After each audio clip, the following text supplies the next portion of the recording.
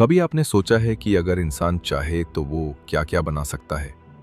पुल, सुरंगें, पहाड़ों के बीच सड़कें, यहाँ तक कि समुद्र के बीच शहर।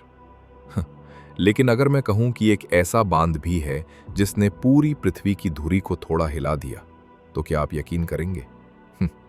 जी हाँ, मैं बात कर रहा हूँ चीन के थ्री गॉर्जेस डैम की। ये न सिर्फ दुनिया का सबसे बड़ा हाइड्रो इलेक्ट्रिक पावर प्लांट है, बल्कि मानव इतिहास का एक ऐसा प्रोजेक्ट है जिसने इंजीनियरिंग की सीमाएं ही बदल दी। लेकिन इस बांध की कहानी सिर्फ विकास की नहीं है, ये कहानी है कीमत की, जिसमें इंसान ने प्रकृति पर जीत तो पाई, लेकिन शायद कुछ ऐसा खो दिया जो कभी वापस नहीं मिलेगा।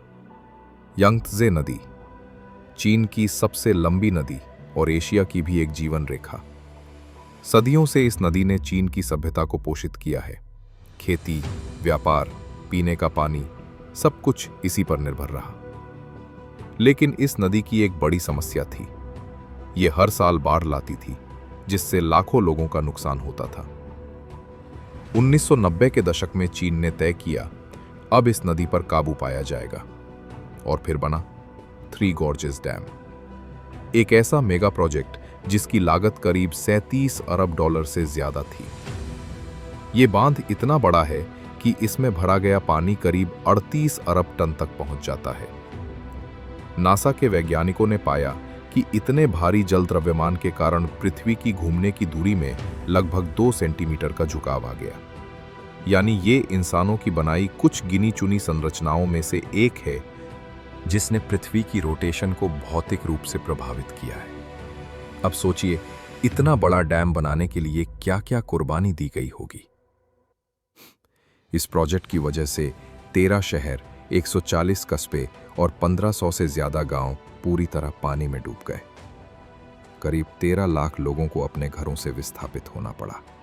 इतना बड़ा मानवीय पुनर्वास आधुनिक इतिहास में बहुत कम देखने को मिला है।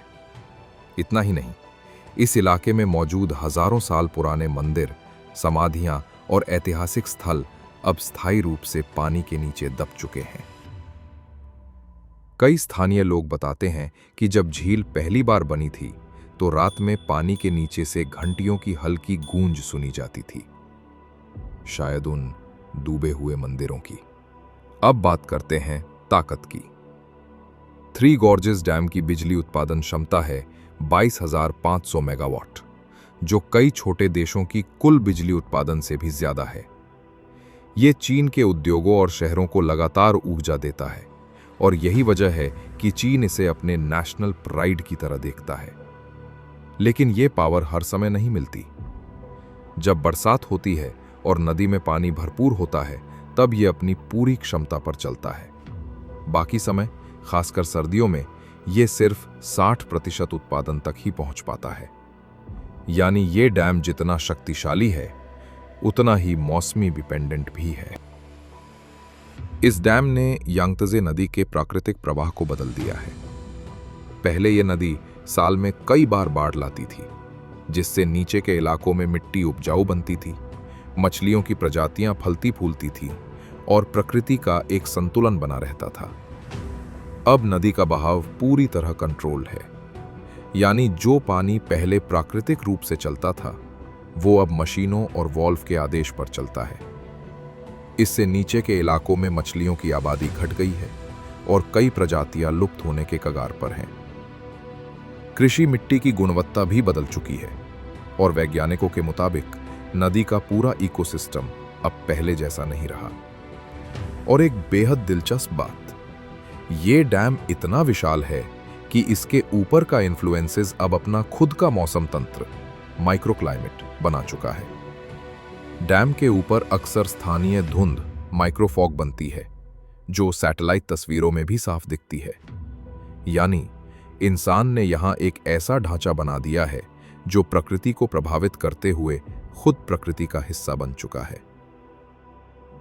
तो क्या यह डैम चीन की सबसे बड़ी सफलता है या उसकी सबसे बड़ी भूल? इसने बाढ़ से राहत दी, ऊर्जा दी, लेकिन इसके बदले में खो दिया लाखों लोगों का घर, हजारों साल पुरानी संस्कृति और एक नदी की आत्मा। कहते हैं, जब इंसान प्रकृति की दिशा बदलता है तो प्रकृति विरोध नहीं करती, बस धीरे धीरे हिसाब बराबर करती है।